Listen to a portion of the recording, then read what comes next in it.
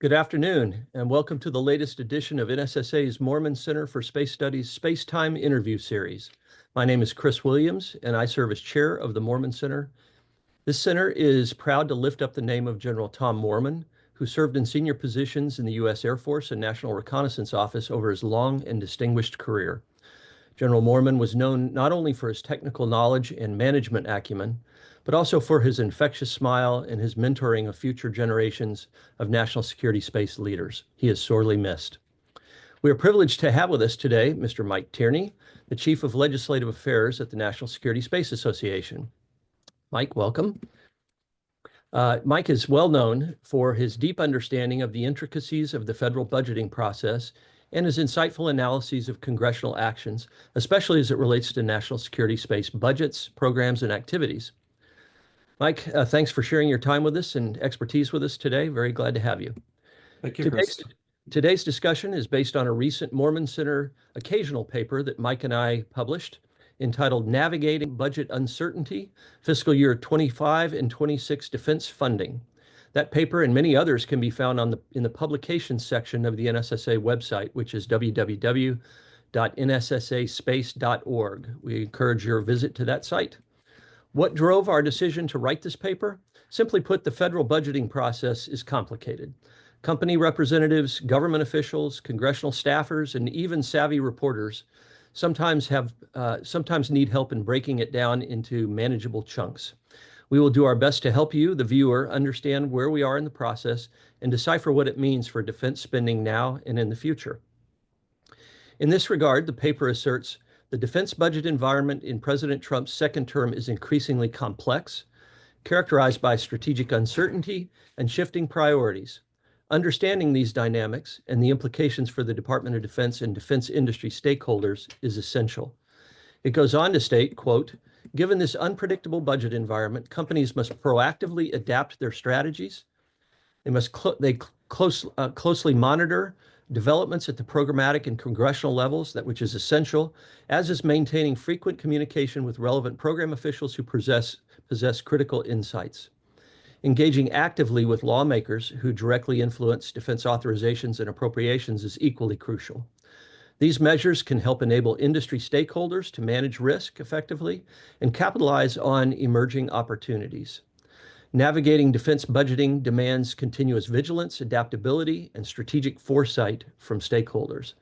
Although the current budget environment presents complexity and unpredictability, informed and proactive engagement remains the most effective approach to weathering this uncertainty, end quote. A very quick note about our process. If we have time, we will open it up to questions from the audience. Please submit your questions via the Q&A button at the bottom of the screen. With that, let's get started. Mike, it's great working with you, and thanks again for appearing on yet another edition of SpaceTime. First, let's talk about some budget mechanics and execution pathways. For fiscal year 25, spanning October 1st of 24 through September 30 of this year, the DoD is operating under a continuing resolution, or CR. A CR is needed when the Congress fails to pass individual appropriation bills before the start of the new fiscal year, which is October 1st. The current CR, which was signed into law on March 15th, includes a budget of $892.5 billion for DoD, which is a very modest, that's 0.73 increase over the FY24 level of $886 billion, that aligns with the defense spending cap that was set by the Fiscal Responsibility Act, or FRA. Yet the FY25 continuing resolution has some very unique features to it. For example, it diverges from past practices by including detailed programmatic direction across numerous DoD accounts instead of simply saying, spend at last year's execution rate. So Mike, how does that affect DoD's flexibility? And does it set a precedent in your mind for future CRs as quasi-appropriations bills? Thank you, Chris. Thanks for the question. Thanks for the introduction. I appreciate you putting this together. Just at the outset, wanted to thank the folks at NSSA that are behind the scenes and at Velos that helped put me in this position as well.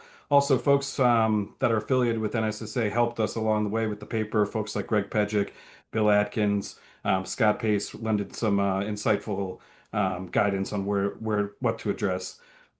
I will say also that the theme here is uniqueness. We are in, and I feel like we say it every cycle, and we have been saying it many, many years over with things like the Budget Control Act, But we are really in an unprecedented cycle, and you need not look further than the fiscal year 25 continuing resolution.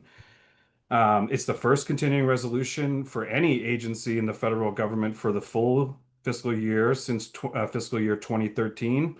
And it's the first full year CR for the Department of Defense ever in the history of the department. So, with that as the backdrop, the first full year CR, I was, I'm in this position because people want to hear my perspective and opinion because I try and take this seriously and be informed. But all throughout last cycle, I was basically saying they've got the appropriations bills done by the committees.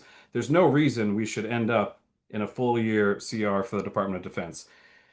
I hate to admit it, but I will, and I always do. I was wrong. We are undoubtedly in a full year CR for the Department of Defense for fiscal year 2025, despite, my expectation otherwise. That said, I'm not totally wrong because as you indicated, in truly unique fashion relative to a continuing resolution in general, right? But in this particular term, a full year CR for the DoD for the first time ever, the Congress transmitted what is effectively a change table to the department to coordinate funding levels for the year that deviate from the CR fiscal 24 amounts. This is something that I've never seen before. It's definitely unusual, and as you're saying, it may open the door for future CRs doing the same thing. That said, I think we are in really a unique circumstance. We are in June, we don't have a budget. Um, the Trump administration coming in at the end of the last year, I think pushed everything back, not through any fault of their own, but just because I think it was a system shock and everything is a bit delayed. I think what you saw with the fiscal year 25 CR is not necessarily opening the door to future behavior like this, where they're going to have these very, very robust anomalies to the underlying CR levels, but rather a recognition by the appropriators in coordination with the Pentagon that we can't fund the Department of Defense simply across the board at CR fiscal year 2024 levels. There has to be meaningful adjustments made relative to the national security of the United States, relative to what the warfighter needs. So I think that's more about what that was, but it certainly is a testament to where we are at in the system in terms of being unique. And the fact that the defense appropriations subcommittees in the CR provided PE level information on many programs it itself deviates from a traditional CR, which is simply spend at last year's level. Just Absolutely. cookie cutter spend at last year's level. So it really does. The defense portion of the CR looks a lot more like a regular appropriations bill than many might imagine. So it's And I, worth. and I will highlight also, Chris, that in the CR, I'm fairly certain the appropriators told us this firsthand, Chris, that they included language that said that if you are going to adjust internal to the department any of these funding levels that have been allocated for you in the CR as adjusted, then you need to coordinate with us. And we've already heard that that has occurred relative to Golden Dome funding, right? So 25 funding that maybe it was silent relative to the Golden Dome initiative in the CR. The Pentagon has already gone back to Congress and said, we want to accelerate the initiation of Golden Dome by realigning 25 CR funds in the rough order of magnitude of around 75, $80 million for that purpose of dedicated 25 CR funds. Right. Um, Speaking of reprogramming actions may be seen as a preferred tool for the administration, as we started to talk about here. And for those who may not be familiar, reprogramming is the transfer of funds between various programs, and transfers above a certain threshold require the congressional defense committees to review and approve such requests submitted by the department. Mike, in your view, are we likely to see an uptick in the above threshold reprogramming notifications, and how might that interact with the evolving posture of the defense committees? Is this, will we see orders of magnitude more reprogramming activities than have been submitted in the past? And likewise, how can companies and interested individuals keep track of that? Are those reprogramming activities published, or how can they stay on top of this issue? The fundamental question of whether or not the dynamic has changed substantially, where there's going to be an influx due to the nature of things like the Reconciliation Act and additional, priorities. I will say that the clarity we're starting to gather, and it's still clear as mud, right, relative to the relationship between the reconciliation bill and underlying defense budgets, like the fiscal year 26 request, which we're still waiting on. We're starting to see that there is going to be alignment in the sense that future budget submissions will likely be required to delineate these Golden Dome investments relative to this reconciliation provided funding, right? So, as we'll get to in the future questions and answer period relative to the recent appropriations, Mark, the Appropriations Committee is clear on this. When you submit your 27 request, there's going to be a supplemental on Golden Dome that allocates funds and delineates in detail where those funds are going. So in that regard, I think, that would forestall the need for direct reprogramming actions if there is a high level of, preordained coordination between the Pentagon and Congress on these funding levels.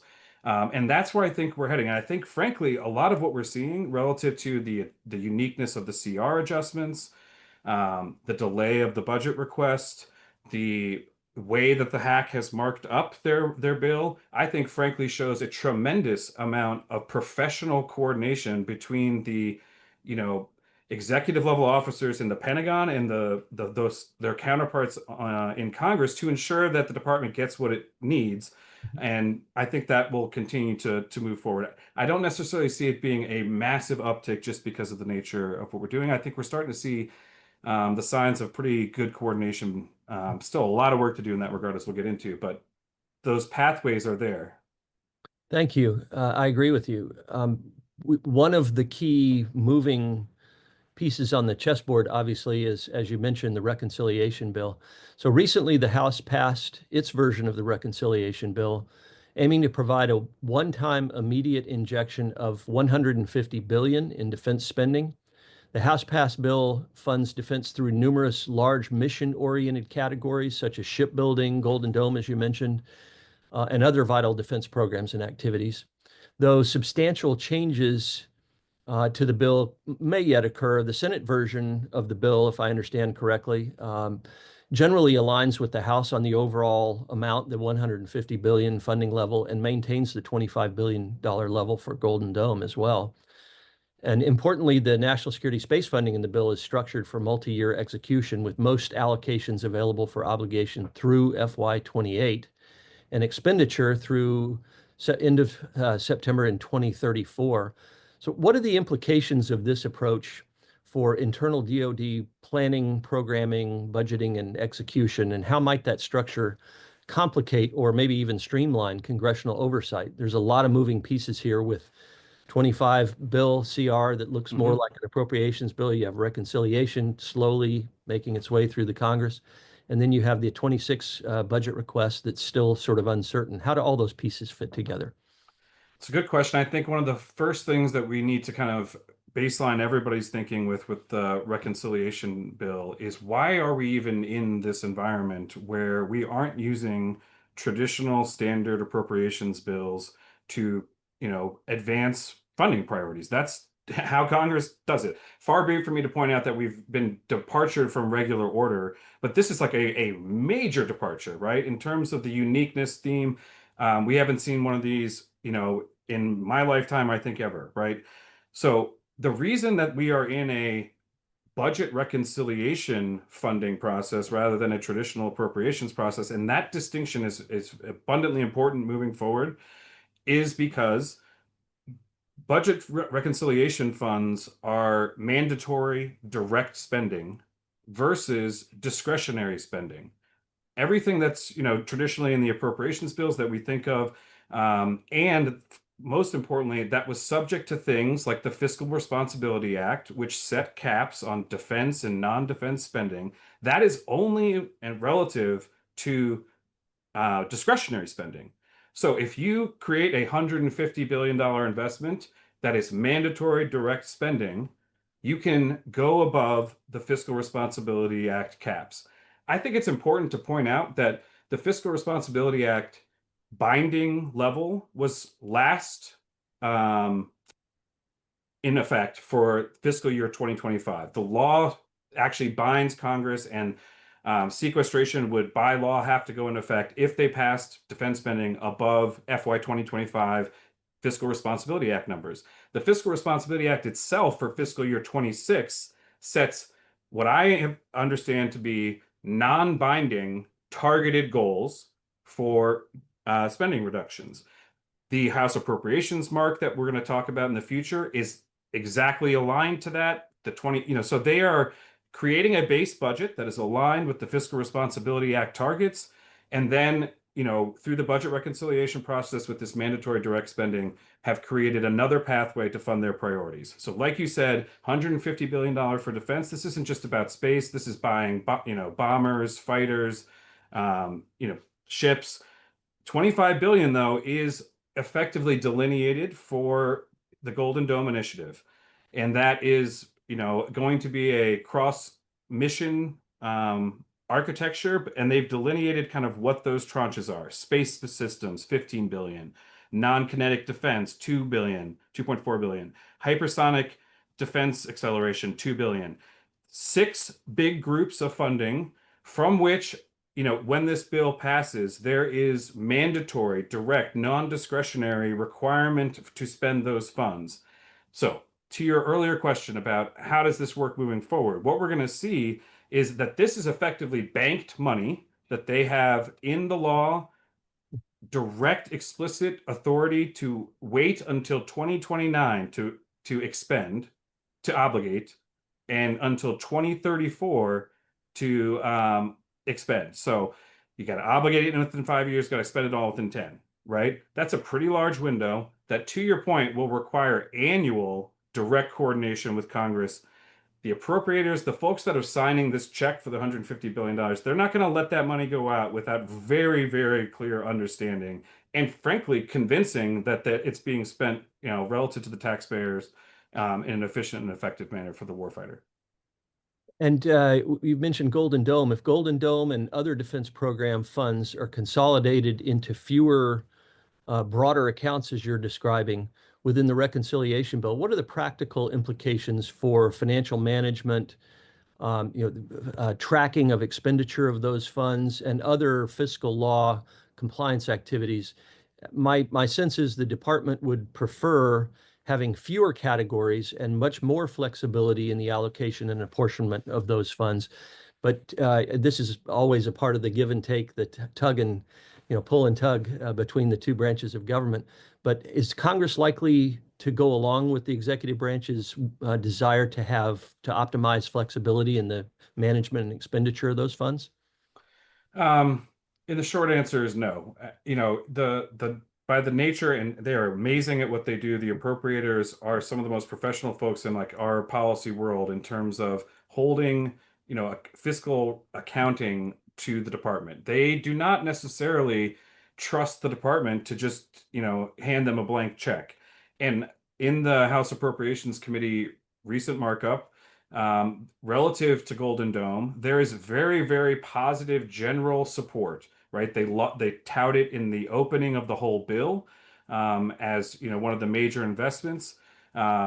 They give it very clear, explicit support in general terms, but then there's like paragraphs, Chris, of like, you haven't really convinced us that A, it's possible, or B, how much it's going to cost, right? So show us your work is another theme I've said in prior briefings. So there, the Reconciliation Act has a report that's required after the reconciliation bill passes. That clock starts ticking in, 45 days. It must be done after it passes, theoretically here in the next couple weeks. Reconciliation still theoretically passing. That report would be due about an implementation plan, right? A detailed expenditure plan. But in the interim, Congress has come out.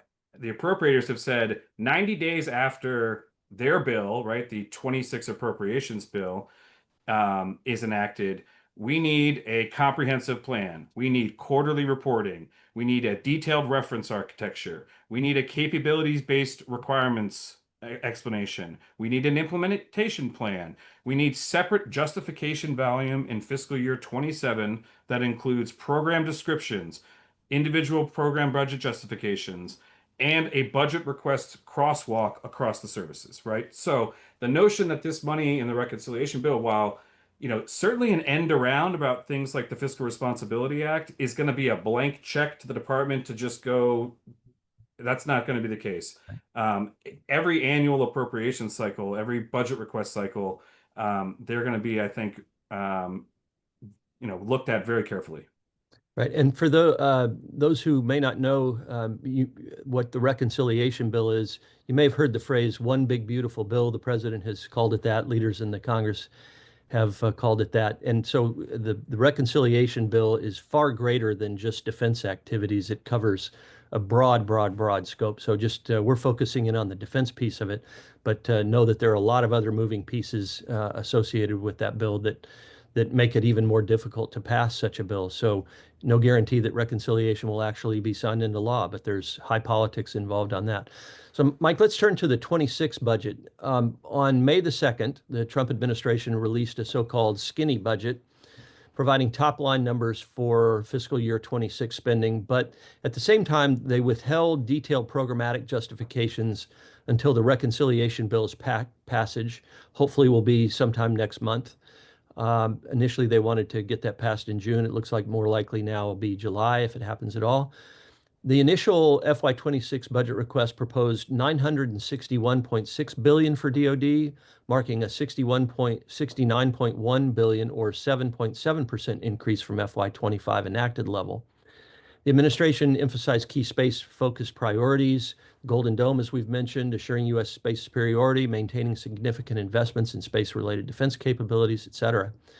However, the OMB issued a technical supplement weeks later that suggests a possible downward adjustments to various Space Force accounts.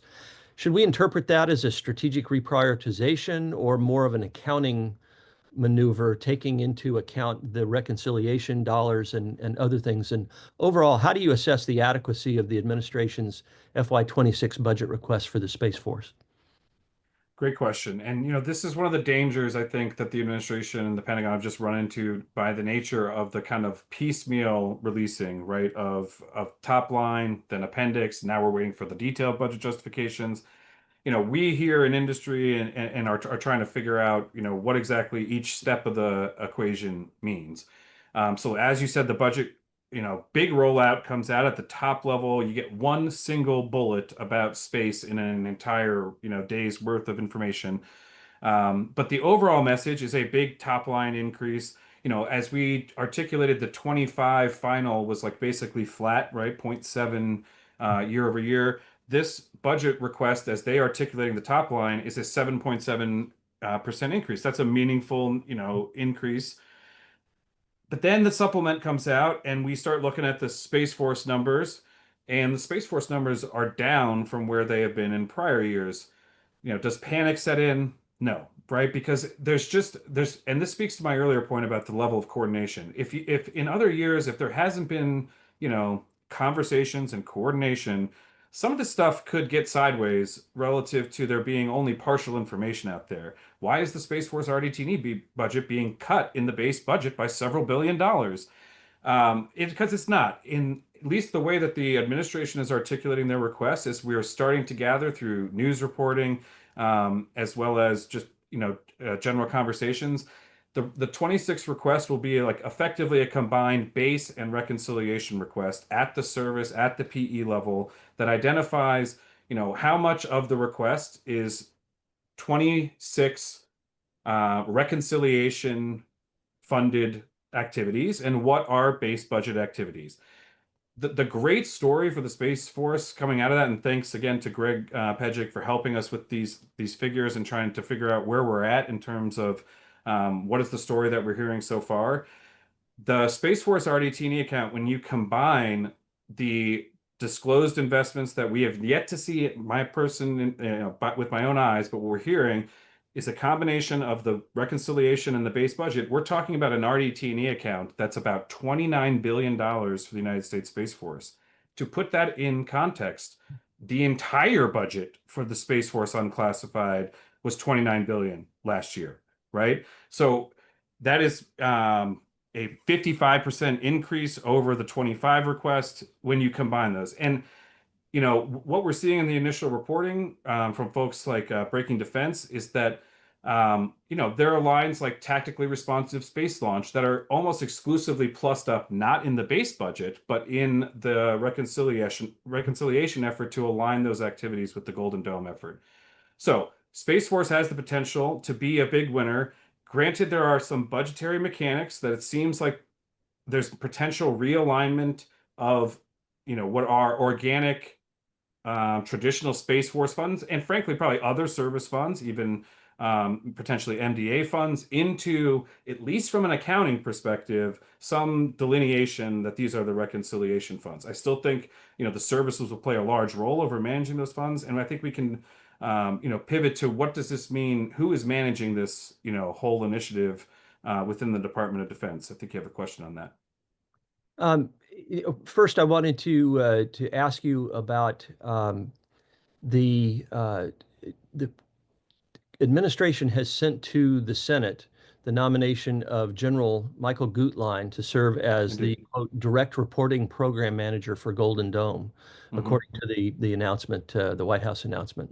Direct reporting manager for Golden Dome. In your mind, does this reflect a shift in acquisition governance? Are we looking at a de facto program executive office within OSD reporting to the deputy secretary? Or how do you read the possible or likely responsibilities of General Gutlein in terms of managing the finances, if you will, and allocating Yeah. dollars to the services and defense agencies for Golden Dome? Um, it's a great question. It's a big, big job, and I will say that the House Appropriations Committee just a few days ago um, did explicitly acknowledge. I mean, they said they applaud the selection of a highly qualified senior military officer. This is in the context of we still have a lot of work to do. You still need to report a lot, but they applauded, specifically General Gutlein's nomination. So that's a great sign in terms of, I think where the alignment and coordination has been. To your like more specific question about like will the OSD function become the program office per se? I think there will be a lot of continued like role and mission and investment and management of the underlying capabilities by the respective service or agency, right? So whether it's resilient missile warning, missile tracking inside of the United States Space Force account, or it's some of the underlying Missile Defense Agency accounts, whether it's a hypersonic line, those activities I would think largely will continue to be operated, managed, and have dominion over those who have it right now. But the role that General Gutlein plays, I think, will be extremely important, especially when you think about how we got to a place where we have the Space Force in the first place was Congress's frustration, frankly, without having like a belly button or a person to hold accountable for the space mission, and that there was, X amount of folks that were in the leadership chain of command to say yes or no. And so having someone for this level of investment, and frankly, everything that we've heard, I think you had a prior SpaceTime with some experts on this. This is not an insignificant technical challenge. I think we saw some cost estimates that are varied for this Golden Dome initiative. The White House is quoting 175 billion over 3 years, and CBO said 161 to 542 over 20 years. I'm not making a judgment on who's right. Just the variability in those numbers and those timelines shows you the technical challenge that we're up against. Um, so I think Absolutely. he's going to have an important role to make sure that that level of investment is coordinated across the services, that Congress and everyone has someone that they can hold accountable, not just from a punishment standpoint, but the confidence that somebody's actually managing this sizable investment. Well, and it reinforces the importance of assuring that General Gutlein is confirmed by the U.S. Senate as rapidly as possible, because in his absence, it's hard to herd the cats, so to speak. So having someone reporting directly to the deputy secretary and with significant authorities is absolutely an imperative for a program like this. And Um, Chris, if I may, I Please. did want to, because you had alluded to if the reconciliation bill doesn't pass, um, That certainly is a possibility, right? There's this broader body politic that's at a level well above reconciliation, well above Space Force and Golden Dome, certainly, that needs to be worked out. But I think a great testament to the direct alignment is this, you know, 25 CR funds that have already been accelerated for the purpose of Golden Dome and coordinated with Congress for that purpose. I don't want to say that the train is leaving the station, but there's a commitment across the executive branch and the legislative branch to this initiative. So I think there's going to be a pathway forward for it, ultimately. Um, how does the administration's embrace of the Department of Government Efficiency, or DOGE, cuts align with DoD planning, programming, budgeting, and execution process? Obviously, DOGE has been present in the Department of Defense, has identified hundreds of millions, even billions of dollars worth of potential cuts. How have those shown up in the planning process thus far? How do you expect them to allocate any saved funds across the department? It's a fair question, and this is one area where, I probably know the least in terms of really having at my fingertips where the cuts that they are identifying have been identified, only to say that it's been pretty clear to me that they are not barking up the tree of, programmatic level investments. The DOGE initiative relative to the Department of Defense, I think, has looked to identify basically another flavor of savings, right? Not necessarily at the program. This program needs to be cut. This program is not needed for mission warfare. They're not even, I think, considering that level of analysis. It's more of an overhead administrative cost savings.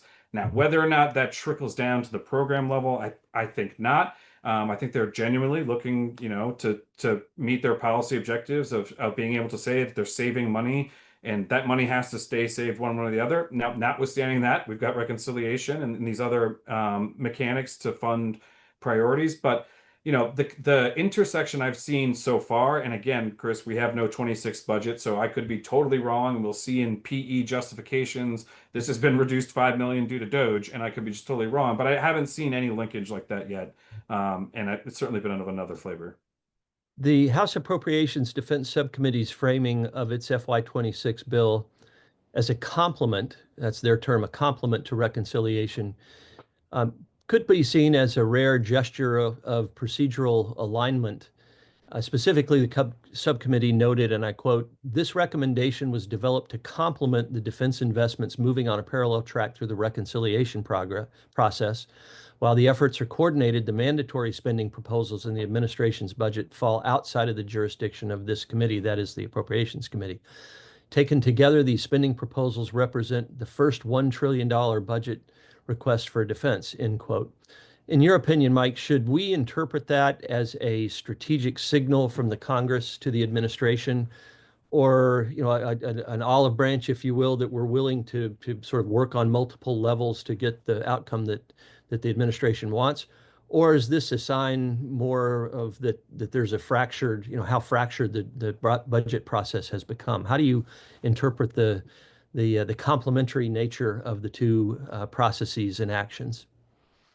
It's a fair question. I think it's more of a sign of just the mechanical coordination that they've had to go through to get to where they're at, right? To get um, effectively the appropriators the top cover to mark simply at the Fiscal Responsibility Act budget cap level, right? Because they can then say, look, there's other investments over here. We are tracking them. We want to be, aligned on what the content of that is. But relative to the mark, their hands are frankly tied, right? And so being As able it to relates to sit the top line. Yeah. correct. Right. Well, and again, it's tied, without, as far as I understand, binding law, right? But they are committed from an administration standpoint, and it seems like, Republican Congress standpoint, to sticking with the guidance levels. But yes, you know, so they and Chris, we're doing this. They're marking without the budget request, right? So what did they do in the mark? What do they typically do? They compare what they are recommending for a program with what the administration requested. In this bill, they can't do that. They explicitly say that. They say we were hampered by a lack of a full budget proposal. and lack of detailed justification material, we're unable to examine up-to-date program execution data. Nonetheless, the committee offers recommendations on a timeline to allow for on-time consideration and enactment.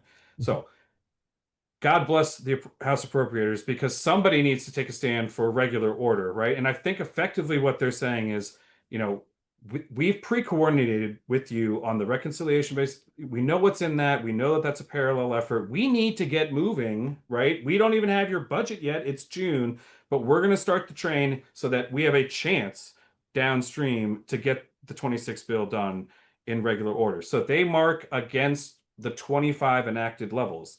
And I will tell you, Chris, I've never seen an appropriations markup like this, where literally the change tables, and if you're not familiar, if you never, God bless your hearts, if you never looked at a congressional change table, it's, every color of money, procurement, RDT&E, every service, every line item, Congress provides against the president's budget request, the allocation.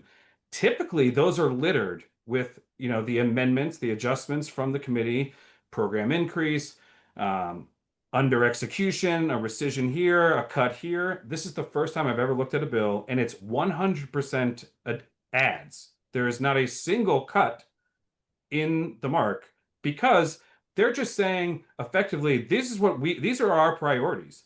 These are the programs in the base budget that we care most about. These are the initiatives.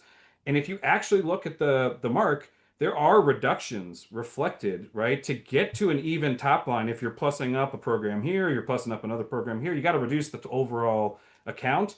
Those reductions are in, but they're just not delineated what the reduction is for. So super unique. Again, I think it's more of a marker of where their positions are on these programs than they are, really meaningful, specific dollar amount program allocations, because again, it's not against the request. We've seen indications that a lot of this might get moved out of the base and into another account potentially. They will have an ultimate say on that when they see the budget and see how it deals with both reconciliation and the base budget.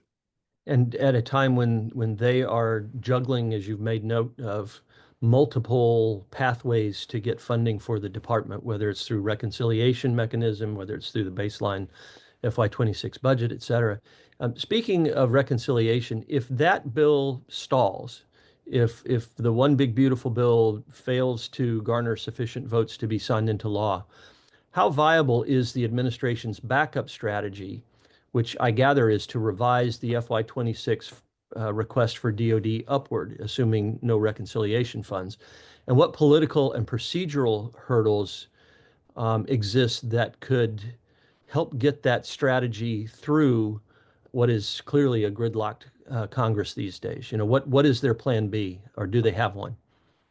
Yeah, I'm not sure I would characterize that necessarily as like their actual plan B, because I think they're all on plan A, and they've expended so much political capital to get this $150 billion version through the wickets here, right? Otherwise, they will have to go back and look at how to do this, because what you described, a supplemental appropriation request or a amended 26 request to reflect higher dollar amounts that they didn't get in reconciliation, right? The 25 billion for Golden Dome, just put it into a supplemental request. That would take them up and against and above the fiscal responsibility cap, right? Fiscal Responsibility Act capped for 26. So they would either have to cut within the 26 budget, elsewhere to account for that, or, so my point is like that is a whole can of worms, right? That they would have to identify potential other pathways. I guess in theory, they could just do a version of the things that they think can pass and take out, but keep it in the reconciliation flavor so that it's outside of the Fiscal Responsibility Act caps. And that could, reinvigorate the life for things like Golden Dome, which have, bipartisan executive and legislative branch support, to have another pathway to execution. That's where, again, where at this broad body politics, senior national level, there's a lot of like consternation about whether this will get passed. But what you're seeing at like the operational level relative to the Golden Dome investment is like, very much acting as if this is going to happen and we need to get moving, both from an executive and legislative branch standpoint. What should stakeholders be watching for in the annual progress reports that are mandated by the Reconciliation Act, assuming it's passed and signed into law? Are those likely to be useful tools or more of sort of a compliance exercise? How much information do you expect that not only will the Congress receive, but those in industry and outside that'll be looking for clear evidence of how reconciliation dollars are being allocated? Great question. I think there's going to come in different flavors. I think, as I articulated earlier, right now we're already seeing kind of two legislative, congressionally directed actions for reports, right? One that is tied to the operative nature of the reconciliation bill passing, right? Big, beautiful bill passes here in the next couple weeks. Clock starts ticking for 45 days. We also have a parallel path. The appropriators have articulated another kind of, oversight regime of reporting that will also trigger. I think realistically, if you think to things like the Budget Control Act and the sequestration reports, a lot of those big level kind of meet the congressionally directed requirement didn't provide, necessarily like the granular level of active data that, folks like in our industry would want to be digesting at the space level, right? So when you think about a reconciliation implementation report of $150 billion bill, at that big level, right? Those kind of quarterly reports mandated by the reconciliation bill, I think you might not get a ton of detail, right? Potentially at that level on national security related investments, right? For things like, what are we doing on the space side of Golden Dome? But given what Congress has already articulated, if you have a 27 appendix to the 27 request that's detailing all of this, then I think that's another pathway that you would likely, and I really do frankly trust that Congress is going to find a mechanism to provide the oversight that they demand and love, right? One thing that Congress is least likely to give up is oversight, right? And the appropriators, um, trust but verify is almost seemingly their mantra relative to something like Golden Dome, and they're going to see it in the 27 requests, and that's where I think we're going to get some of those details that we're going to be looking for. Thank you. We have a couple of questions that have come in from the audience, and we still have time for more. So please submit your questions online there at the bottom of the screen. One is a fairly straightforward question. It's, do we have the change? Have you seen, are the change tables publicly available? Have you seen them, and are they publicly available at both the classified and the unclassified levels? Yeah, presuming, and I'll actually take this probably in a direction maybe the questioner wasn't thinking. I think you're probably thinking about the 26 hack report that just came out a couple days ago. That is available, publicly available. You can go to the House Appropriations website, look at their press releases. There's a link to click here for the committee report, click here for the bill language, and the change tables that we're describing with all the plus ups. And I should highlight, just what the flavor of those are so that we can kind of understand what I'm talking about. We're talking about things like, of course, I can't find that sheet of paper. 15 million for resilient GPS, for our GPS. That initiative, hack, provides explicit language in report language in this bill, plus in the change table above 25 enacted levels, 15 million for that. And I'm not naming all of them, but these are the flavors. Space access, mobility, and logistics. There's some talk about that program getting zeroed in the budget. There's a small $5 million, wedge from the hack. So all of these are in that's available on the website, on the committee, right? These are always kind of made publicly available. That is for the unclassified. Classified annex, you're in a whole different ball game. No, not publicly available, hard to get. I will also say the 25 CR with the adjusted amounts in the change table that was frankly transmitted as a letter to the CBO, I believe, or I can't remember exactly who, but it was transmitted from Congress to be like, this is the guidance that we referenced in the CR that we would provide to you on specific funding allocations. If you deviate from this, you must tell us. And that is not readily available, frankly. That is not, hasn't, as far as I know, been published to the same degree as the other report that I just described.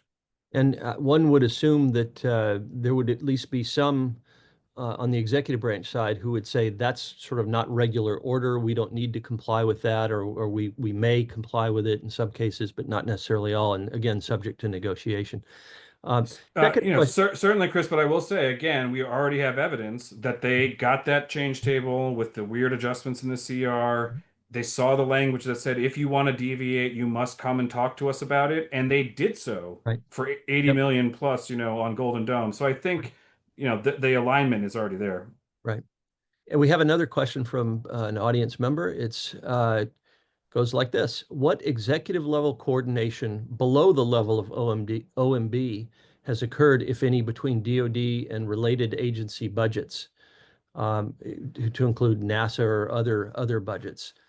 There appears to be major disconnects in the areas of several key space-related programs and technology developments, is the question.